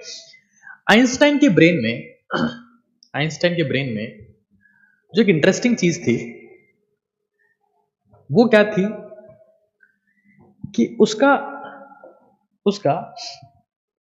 इंफीरियर पैराइटल लॉब, आप ये पार्ट देख पा रहे हैं, this is the inferior parietal lobe. ये ब्रेन का वो हिस्सा है जिसको हम कहते हैं इंफीरियर पैराइटल लॉब।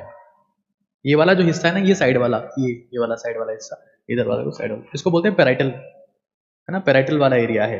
और पैराइटल में ऊपर की तरफ है और नीचे की तरफ वाला जो हिस्सा है ना उसको बोलते हैं इंफीरियर पैराइटल लॉब, ठीक है ना, इंफीरियर पैराइटल लॉब।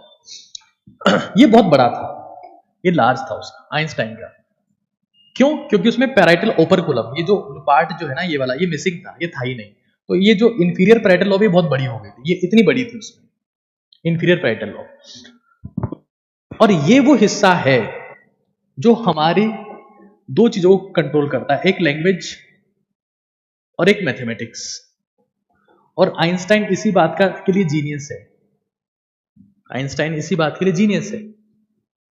किस बात के लिए जीनियस है? लैंग्वेज मतलब थ्योरेटिकल, मैथमेटिक्स, फिजिक्स एक टाइप की मैथ्स ही है। तो Einstein was theoretical physicist, theoretical physicist. अगर मैं ये कहूं कि रोनाल्डो ब्रिलियंट नहीं है, रोनाल्डो लेजेंड नहीं है, रोनाल्डो ग्रेट नहीं, तो बेवकूफी होगी। अगर मैं ये कहूं कि विराट कोहली बेवकूफ है, उसको कुछ नहीं आता, वो ब्रिलियंट नहीं है, तो हो सकता है कि विराट कोहली के ब्रेन में कुछ ऐसा पार्ट हो जो उसको बॉल को परफेक्टली जज करने में हेल्प करता है। सचिन तेंदुलकर के साथ भी ऐसा हो सकता है, रोजर फेडरर के साथ भी ऐसा हो सकता है, प्रज्ञानंद के साथ भी ऐसा हो सकता है। शायद वो पोजीशंस को बहुत जल्दी एनालाइज कर पाते हो, जो भी चेस में हिंदुस्तान का नाम रोशन किए हैं। अलग अलग चीजें होती है। थ्योरेटिकल फिजिसिस्ट, ठीक है। तो ये हमको समझ लेना है कि आइंस्टाइन का ब्रेन नॉर्मल ब्रेन से, जो इंसानी नॉर्मल ब्रेन है, उससे छोटा है, लेकिन ये पार्ट जो लैंग्वेज को और मैथमेटिक्स को गवर्न करता है, कंट्रोल करता है, इंफीरियर पैराइटल लोब, ये बड़ा है, 15% वाइडर है, 15% वाइडर, और यही उसको ह्यूमन से सुपर ह्यूमन बनाता है। बाकी मेहनत करने की बात है। खैर, आगे समझिए एक बार आप चीजों को। क्या आईक्यू, एक बहुत बड़ा मुद्दा है कि आइंस्टाइन का आईक्यू ये, आइंस्टाइन का आईक्यू वो। क्या आईक्यू, मैं आप सभी से पूछना चाहता हूं, आप अभी सेशन देख रहे हैं, क्या आईक्यू सक्सेस को मेजर करता है? मैं आपसे पूछना चाहता हूं, हम सभी लोग सेशन देख रहे हैं, आप इसका जवाब दीजिए। क्या आईक्यू सक्सेस को मेजर करता है?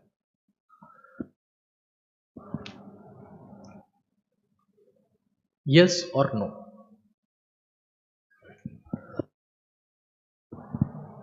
अगर, क्योंकि दुनिया में बहुत बातें चलती है आज, उसका आईक्यू कम है, उसका आईक्यू ज्यादा है, हाँ, क्वेश्चंस कई टाइप के चल रहे हैं आजकल, जिसमें IQ है, EQ है, SQ है, AQ है, हाँ, कई टाइप के क्वेश्चंस हैं, इनकी भी चर्चा करना बहुत जरूरी है।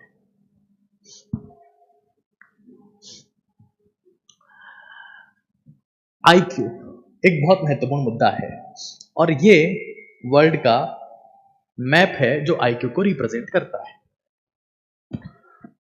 ये हम ब्रेन की बात कर रहे हैं, फंक्शनलिटी की बात कर रहे हैं। पहले हमने जो बात की थी वो बात हमने की थी माइंड सेट की, माइंड की, जो एक साइकोलॉजी का मुद्दा है। फिलहाल हम बात कर रहे हैं न्यूरोलॉजी के मुद्दे पर, जहां पर हम माइंड से हटकर अब ब्रेन पर आ चुके हैं और ब्रेन की फंक्शनलिटी में हम लोग बात कर रहे हैं IQ की। तो ये दुनिया का वर्ल्ड का IQ रिप्रेजेंट करने का एक वे है।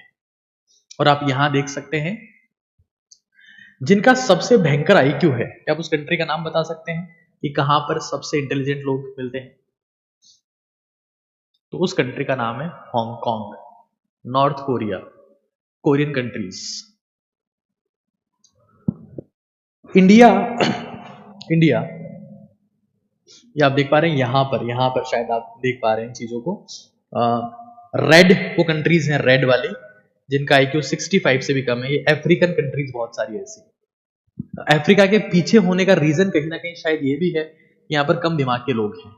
इंडिया का IQ यहाँ स्टैंड करता है। एवरेज इंडिया का IQ तकरीबन 81 के आसपास है।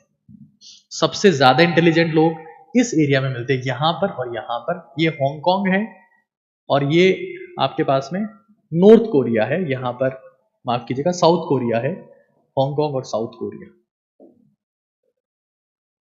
उसके अलावा अगर अमेरिका की बात की जाए तो अमेरिका का IQ 90 के आसपास है।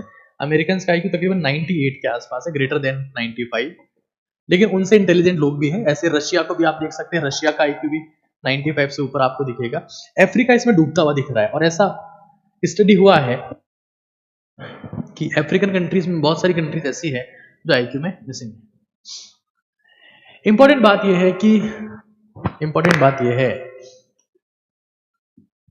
कि रिसेंट स्टडी ये कहती है कि पूरे वर्ल्ड में नेपाल का IQ सबसे कम है। हालांकि चीजें वेरी करती रहती है और चीजें ऊपर नीचे होती रहती है, बट ये कहता है कि भाई ये सब चीजें हैं, ये सब बातें हैं कि IQ, अगर मैं सिर्फ ये बात कह दूं कि IQ सब कुछ है तो मैं IQ की लिस्ट आपको बता देता हूं। यहां पर ये लिस्ट थोड़ा सा डिफरेंट है। ये आप देख रहे हैं हांगकांग है, जापान है, ये साउथ कोरिया है, चाइना लीड ले रहा है। 104 इनका एवरेज IQ निकल के आ रहा है पूरी पॉपुलेशन का, और ये बहुत भारी बात है। ताइवान आप देख रहे हैं, सिंगापुर आप देख रहे हैं, काफी सिग्निफिकेंट IQs हैं इन कंट्रीज के। लेकिन अगर अमेरिका चाहे तो इनको एक सेकंड में कुचल सकता है। अमेरिका यहां स्टैंड कर रहा है 29वें नंबर पर IQ के मामले में।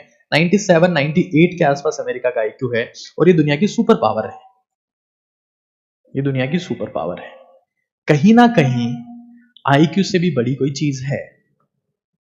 क्या इंडिया सुपर पावर नहीं बन सकता? 200% बन सकता है, बन सकता है, because IQ has no connection with the power.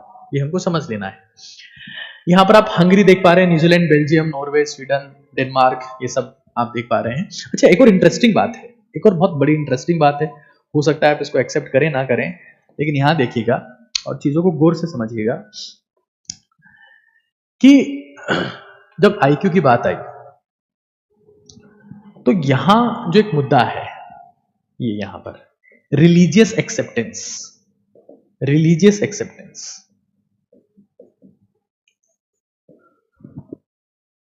African countries में रिलीजियस एक्सेप्टेंस सबसे ज्यादा है। मतलब वहां पर लोग धर्म को बहुत ज्यादा मानते हैं, अंधविश्वास में उनकी अथाह श्रद्धा है।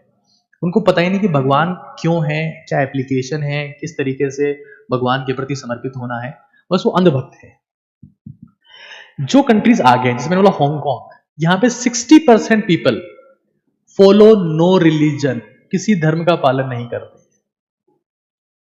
ये बड़ा इंटरेस्टिंग पहलू है कि 60% लोग यहां ऐसे हैं जो किसी धर्म का पालन करते ही नहीं है। गजब बात है। मतलब कुछ तो कनेक्शन है।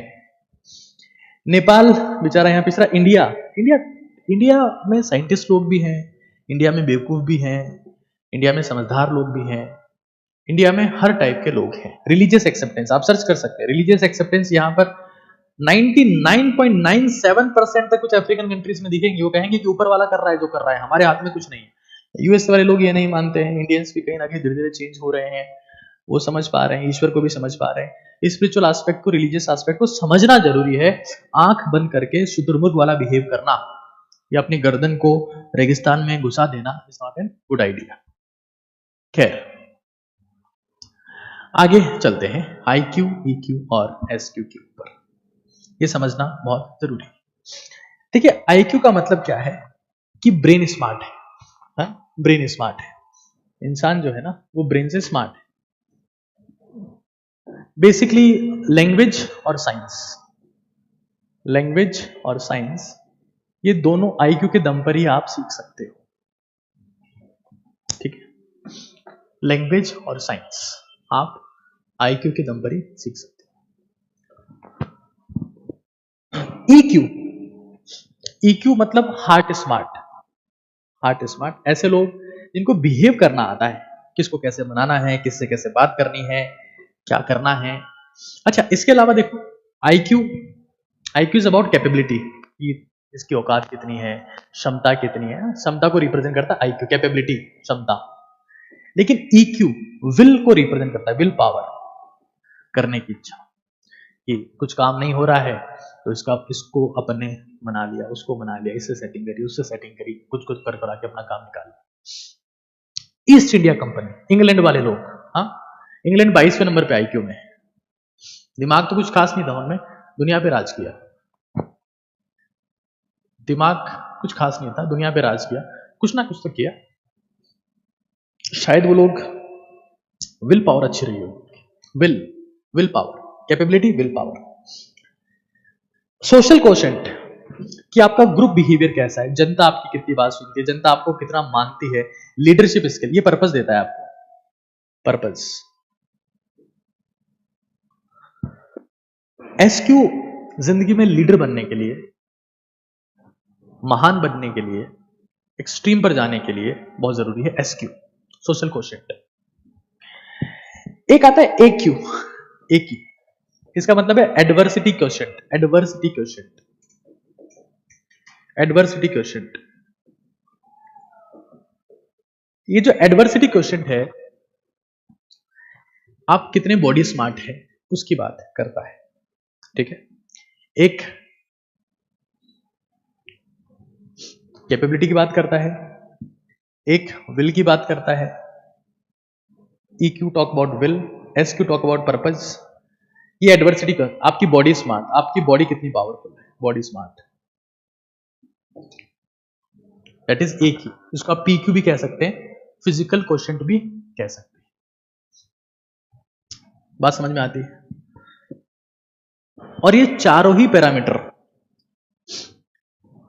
बहुत इंपॉर्टेंट है। हमें एक बहुत इंटरेस्टिंग बात आपको बता देता हूं कि जब से इंटरनेट आया है, बहुत सारी इंफॉर्मेशन सर्कुलेट हो गई है, तो मुझे लगता है कि लैंग्वेज की इतनी इंपॉर्टेंस नहीं बची। इंफॉर्मेशन आज सबके पास में है, हर चीज सबके पास में है।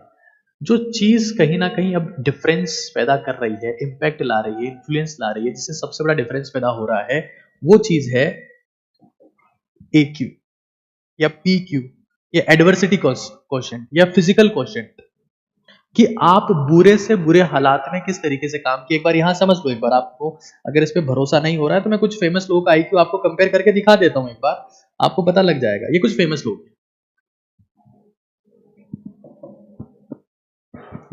मैं खुद को फेमस में काउंट नहीं कर रहा हूं, आपको मुझे मेरा IQ बताना है, वो आपकी चॉइस है। मैं खुद का IQ 80 के आसपास का मानता हूं। खैर, इलॉन मस्क है 155, ये जुकरबर्ग है 152, ये आइंस्टाइन है 160, ये जेफ बेजोस है, ये हमारे हॉकिंग साहब है, ये प्रज्ञानंद है, और नरेंद्र मोदी जी का IQ का मानते हैं आप लोग? वो हमारे देश के PM है। वो शायद उतने स्मार्ट तो नहीं होंगे साइंस के एस्पेक्ट में जितने की स्टीफन हॉकिंग है, जितना आइंस्टाइन है। चेस में उतने एडवांस नहीं होंगे जितने प्रज्ञानंद है, बट एसक्यू उनका है, पर्पस है, सोशल क्वेश्चंट है। किसी की तारीफ नहीं कर रहा हूं, हर लीडर में होता है। ओबामा भी रहा होगा, लिंकन में रहा होगा, मंडेला में रहा होगा, गांधी में रहा होगा, सब में रहा होगा। ये प्रज्ञानंद है, इनका 180 के आसपास का आईक्यू है। एवरेज लोग भी बहुत सुपर सक्सेसफुल होते हैं। विराट कोहली है, वहां सारा खेल AQ का है, एडवर्सिटी क्वोशिएंट की। हालात बहुत खराब हैं, 30 बॉल है, 180 रन चाहिए, या 30 बॉल है, 120 रन चाहिए। अब वहां पर साइंस जानते हो आप कि बॉल कैसे स्विंग होती है, कोई फर्क नहीं पड़ता। लैंग्वेज जानते हो आप कि मुझे पता है पाकिस्तान को गाली कैसे देनी है, कोई फर्क नहीं पड़ता। इट्स ऑल अबाउट कि आप एडवर्सिटी क्वोशिएंट कितना है। अभी चंद्रयान 3 गया, लॉन्च कर दिया अपन। तो उसमें क्या किया, इंडिया ने बहुत कम बजट में चंद्रयान 3 को पहुंचा दिया। तो इंडियंस में AQ बहुत ज्यादा है। जुगाड़ी लोग जो है ना, जुगाड़ी लोग, एडवर्सिटी क्वेश्चन कि कुछ नहीं है फिर भी कुछ बना दिया, ये इंडियंस है। कुछ नहीं है फिर भी कुछ बना दिया, ये इंडियंस है। और मैं आपसे एक बात कहूंगा कि IQ, EQ, SQ इसके ऊपर काम करो ना करो, AQ पे जरूर काम करना, क्योंकि AQ ही वो है जो सबसे नीचे लाई करता है, जो आपको रियल पावर देता है। एक बार समझा देता हूं, यहां चीजों को समझना। ये आपका फिजिकल बॉडी क्वोशिएंट है, ये PQ, और इसी के ऊपर ये इमारत टिकी हुई है। तुम इसको लेकर घूमते रहो, अगर यही नहीं होगा तो ये सब नीचे गिर जाएगा, सब नीचे गिर जाएगा, सब नीचे गिर जाएगा। ये फाउंडेशन है, ये हमारी नींव है, नींव। सबसे पहले फिजिकल फिटनेस पे काम करो। अगर तुम्हें चाहते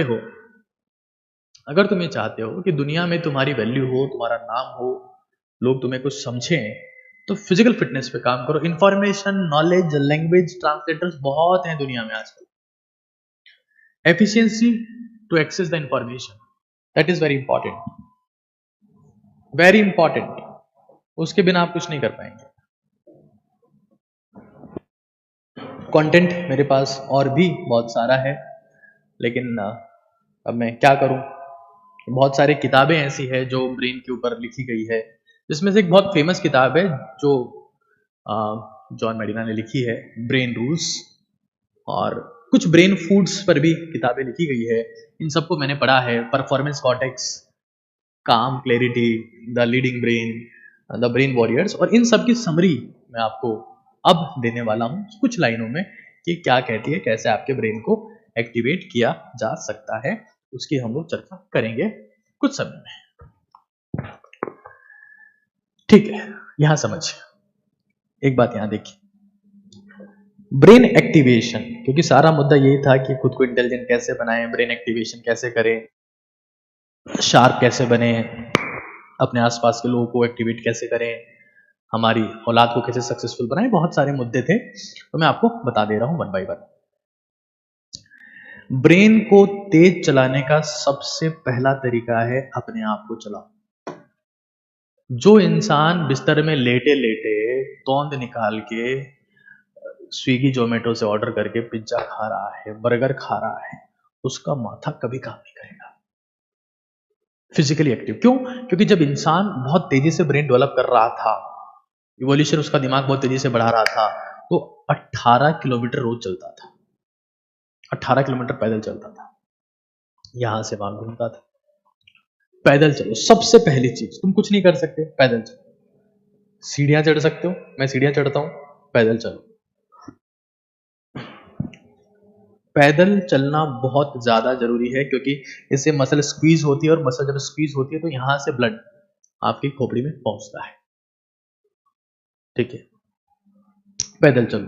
दूसरी बात, हमारा ब्रेन हमारी बॉडी का सबसे फैटी ऑर्गन है। सबसे ज्यादा फैट हमारे ब्रेन में ही होता है। फैट बहुत फैटी ऑर्गन है हमारा ब्रेन। फैट अगर आपकी डाइट में है तो आपका ब्रेन बहुत अच्छे से काम करेगा। फैट के क्या सोर्स हैं? तो आप गाय का घी इस्तेमाल कर सकते हैं। घी, बड़े बुजुर्ग लोग इसका इस्तेमाल नहीं करें, अगर वो हार्ट पेशेंट है, कुछ और इश्यू है तो इसका इस्तेमाल ना करें। आप सबसे बेहतर जो माना जाता है मानते हैं omega 3 fatty acid. Omega 3 fatty acid ये सबसे बेहतरीन बोलते हैं कि भाई इससे बढ़िया तो कुछ है ही नहीं। कहाँ कहाँ मिल सकता है आपको? फिश ऑयल में मिल सकता है, मछली के तेल में। मछली का तेल नहीं खाते, अलसी का बीज, फ्लैक्स सीड, अलसी बीज, फ्लैक्स सीड, ये अपनी डाइट में इंक्लूड करना शुरू करो। मछली का तेल, अलसी का बीज दोनों से मतलब नहीं बोले सर घर में ले आते हैं खत्म हो जाता है फिर कोई लाता नहीं है। मछली का तेल तो वेजिटेरियन है, खा नहीं सकते। घी तो अब हम तो बुजुर्ग व्यक्ति हैं, क्योंकि मेरे सेमिनार के बुजुर्ग व्यक्ति भी देखते हैं। जिसका ब्रेन बुढ़ा हो गया उसका शरीर अपने आप बुढ़ा हो जाएगा। ब्रेन जिसका जवान है वो शरीर जवान रहेगा दोस्त। शरीर बुढ़ा नहीं होता, ब्रेन बुढ़ा होता है। जिस दिन आपका ब्रेन बुढ़ा हो गया, जिस दिन आपका विजन बोर्ड नहीं है, आप शांत नहीं है, आपका गोल नहीं है, खोपड़ी को लगेगा कि ये जो है इसका कोई गोल नहीं है, अपन भी क्यों काम कर रहे हैं फालतू, बंद करो, बंद कर सारा मामला, बैंड फालतू में जा रहा है, बंद करो उसको। जैसे बंद कर देता है तो शरीर पे भी सारे ऑर्गन्स में जंग लगने लगती है, फैट जमा हो गया, किसी में अल्सरेशन हो गया, किसी में क्या हो गया, और सब कुछ खराब हो जाता है। तो हमें ये समझना है ओमेगा 3 फैटी एसिड्स और पानी। ब्रेन को पानी बहुत चाहिए। अच्छा एक चीज ध्यान रखो, चीनी भी बहुत पसंद है लेकिन ब्रेन के लिए अच्छी नहीं है चीनी। चीनी is not a good for brain. पानी बहुत पसंद है। ग्लूकोज ब्रेन को लगातार चाहिए। हमारी बॉडी का 2% हिस्सा होता है ब्रेन, लेकिन 20% एनर्जी कंज्यूम करता है। पानी, हाइड्रेशन बहुत जरूरी है। दुनिया में 99% हेडेक जो सरदर्द होते हैं वो पानी की कमी से होते हैं। Hydration is must, hydration is must. बिना हाइड्रेशन के, बिना ओमेगा 3 फैटी एसिड्स के आप अपना ब्रेन अच्छे से नहीं चला पाएंगे। अब कुछ काम की बात है, क्वेश्चन सॉल्व करना, पहेली सॉल्व करना, न्यूमेरिकल्स बनाना, बड़े बुजुर्ग का अखबार पढ़ना, कोई किताब पढ़ना, कुछ नया लिखना, ये वो स्किल्स है, पढ़ना और लिखना। इस दुनिया में जो इंसान 3 काम कर रहा है, 3 काम, पढ़ रहा है, लिख रहा है और उस पर चिंतन कर रहा है कि मैंने क्या किया, उस इंसान का महान बनना निश्चित है किसी भी उम्र में। चाहे वो 10 साल का है, चाहे वो 20 साल का है, वो 30 का है, 40 का है, 50 का है, 60 का है। लिखना, लेखन, पहले तो आप पढ़ रहे हो, पढ़ना, लिखना और पढ़े हुए लिखे का मनन करना, मनन करना कि उस चीज को आप सोच रहे हो, मेमोराइज करना, चिंतन करना, विचार करना, ये ब्रेन को एक्टिवेट करने के कुछ तरीके। लेकिन आज हम देखते हैं कि हमारे युवा लोग बहुत स्ट्रेस में हैं, डिप्रेशन में हैं, एंजाइटी में हैं। आप किसी भी साइकेट्रिस्ट के पास में जाते हैं तो साइकेट्रिस्ट आपकी इस चीज पे काम करता है, माइंडसेट के ऊपर, माइंडसेट के ऊपर। न्यूरोलॉजिस्ट आपके ब्रेन के ऊपर काम करता है। ये साइकोलॉजी, ये साइकेट्रिस्ट का एरिया है। This is the area of psychiatrist, this is the area of neurologist. ये जिस जगह पर जाकर मिल जाते हैं, एक जगह ऐसी है जहां पर ये जाके मिल जाते हैं, तो वो एरिया है SED, स्लीप, एक्सरसाइज और डाइट। बढ़िया सो, ब्रेन बढ़िया काम करेगा, थोड़े समय में ज्यादा काम कर लो, एक्सरसाइज करो, पैदल चलो, पैदल चलो, फिक्स कर लो जिंदगी में खाना खा के पैदल चलना है या 20 मिनट सीढ़ियां चलनी हो। डाइट, अखरोट, अलसी, फ्लैक्सीड, अखरोट बादाम अलसी, अखरोट बादाम अलसी, थोड़ा घी, अखरोट बादाम अलसी, थोड़ा घी। नहीं है अखरोट बादाम घर में, ओमेगा 3 फैटी एसिड्स के कैप्सूल ले आओ, बहुत सस्ते आते हैं। नहीं है सर अखरोट बादाम नहीं है, कोई बात नहीं बेटा, ओमेगा 3 फैटी एसिड्स के कैप्सूल ले आओ। बोल सर क्या हो जाएगा इससे? सीरियसनेस आएगी कि मैं अपनी जिंदगी में अपने ब्रेन इंप्रूवमेंट के लिए कुछ मेहनत कर रहा हूं।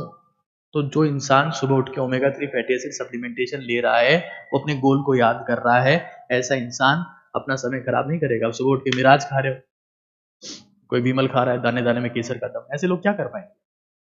कुछ मत करो। अगर नहीं हो पा रहा है तो हम सिंपली जाके क्या करेंगे, हम सप्लीमेंटेशन ले आएंगे कि भाई ठीक है हमको ओमेगा 3 फैटी एसिड कैप्सूल दे दो, एक्सरसाइज मस्ट है।